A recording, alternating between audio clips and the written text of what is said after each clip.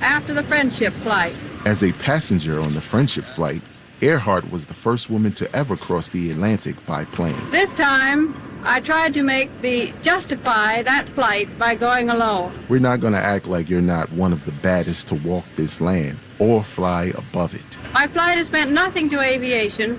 It was simply a personal gesture. One that is remembered in history in small part perhaps because of her appearance on WNYC. For more on our centennial, visit wnyc.org/100. WNYC supporters include Intrepid Travel, a B Corp offering small group trips guided by local experts. Travelers can see the Tuscan countryside by bike, share tea with a Berber family in Morocco, or cook with locals at a Costa Rican farm stay. Learn more at intrepidtravel.com. WNYC is a media partner of New York International Children's Film Festival, showcasing all new short and feature films and Q&As with visiting filmmakers for ages 3 and above. Now through March 16th. Learn more at nyicff.org. It's 6:51. You're listening to Morning Edition on WNYC. Marketplace Morning Report is coming up in just a few minutes. This is WNYC's Winter Fundraiser. I'm Michael Hill, and with us is WNYC education reporter Jessica Gould. We're coming to you with a message that's different from anything you've heard from us before. WNYC has never been more valuable, and it's never been more vulnerable. There are currently efforts in Washington, D.C. to cut federal funding for public media and destabilize public media across the country. That includes WNYC. The future of all public media is at stake. Don't despair. Donate so you can help protect it. Start a monthly gift for WNYC or add to your existing one. Just visit WNYC.org or click on the donate button in the WNYC app or call 888-376-9692. Jessica has some important information about a challenge happening right now. Thanks, Michael. We have a $50,000 challenge on the table right now, and it's from the Kaplan Brothers Fund.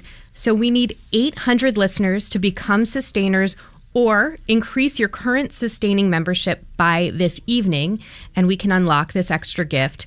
If you're already a sustainer, consider pitching in a little bit more, $3 added to your membership. Participation is what we need right now. Every sustainer gets us closer to the goal. Help us get this membership and your day off to a great start. Call 888-376-WNYC. That's 888-376-9692. That's 888-376-9692, or go online to WNYC.org and pledge your support there, or in the new WNYC app. If you're listening right now and it sounds, this sounds urgent. I think I better act now. You're right.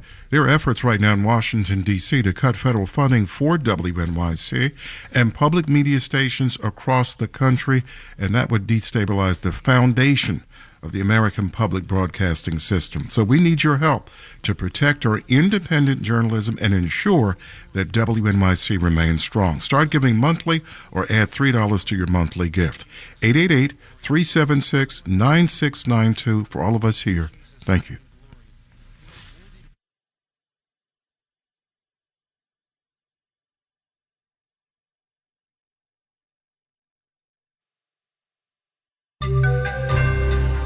New details on what a U.S. government crypto reserve might look like.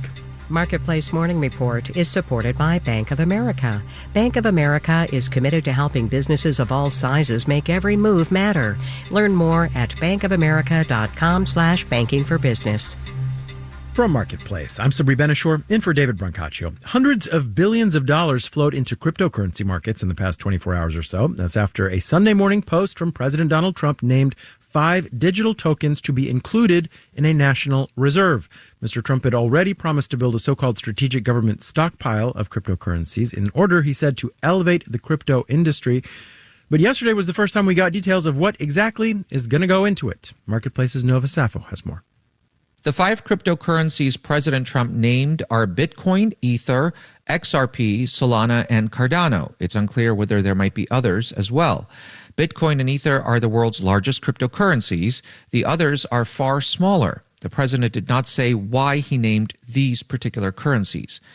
The announcement comes ahead of a planned crypto summit at the White House on Friday, and on the heels of an executive order signed during Trump's first week in office, which suggested that perhaps the assets in the reserve might come from digital tokens already seized by law enforcement.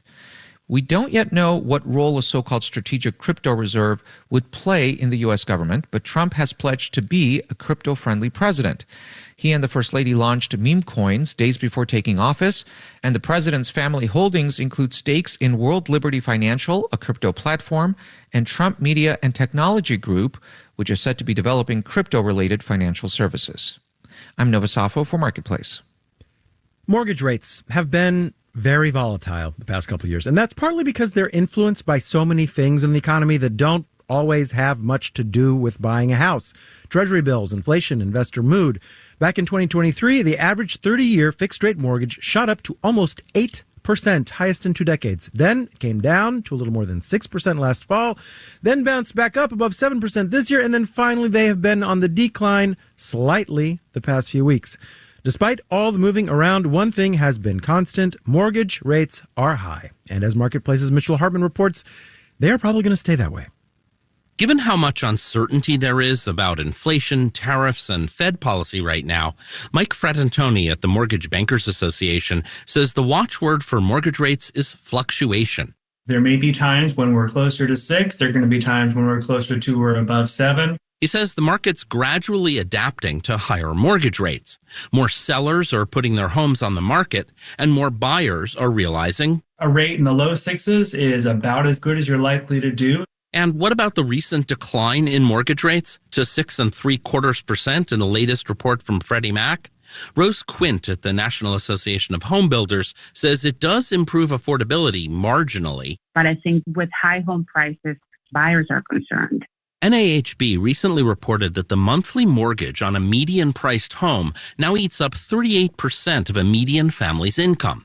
Economists consider anything above 30% to be cost-burdened. I'm Mitchell Hartman for Marketplace. All right, let's do the numbers. Dow, S&P, and NASDAQ futures are all up in the 2 to 0.5% range, with Dow futures up 93 points. The FTSE in London is up 0.7%, and the yield on the 10-year Treasury is 4.256%. Marketplace Morning Report is supported by Leesa. Leesa mattresses are designed and assembled in America. Plus, Leesa donates thousands of mattresses a year to shelters and those in need. LEESA.com. And by Progressive Insurance with Snapshot. Learn more about Snapshot at Progressive.com or 1-800-PROGRESSIVE. Snapshot not available in California or from all agents. I'm LaFontaine Oliver, President and CEO of New York Public Radio. It's our winter fundraiser, and we're coming